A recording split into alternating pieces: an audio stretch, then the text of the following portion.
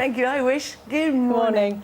This week is much quieter than last week weather-wise, I'm glad to say. It's going to stay mild for starters.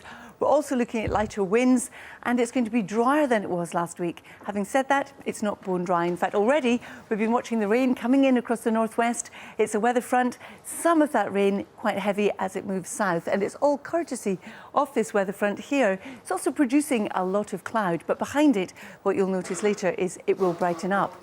So this morning we've got the rain across the north of England. This is 8 o'clock we're looking at, and it's extending in through southern Scotland. But north of that, one or two showers around.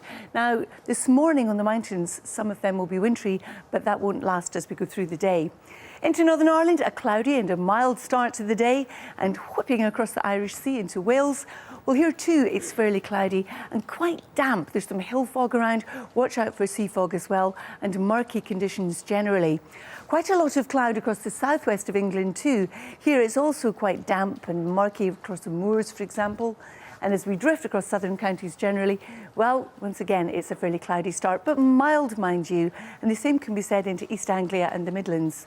Now, as our weather front comes south today, the activity on it will weaken, the rain won't be as heavy.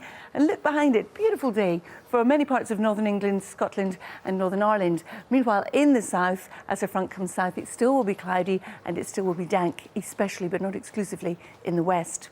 Now, through this evening and overnight, more rain will start to show its hand coming in across the north of Scotland, and it will be accompanied by strengthening winds. Gales, maybe even severe gales across exposed parts of the north, but gusty winds across eastern Scotland and also the northeast of England. And it will be cool enough for some for a touch of frost as well. So we start off tomorrow with this rain, the heaviest of which will be to the northwest of the Great Glen, and at times it will be heavy, but it will be on and off through the course of the day. Western areas at times also seeing some dankness, some drizzle, and also a little bit of hill fog here and there.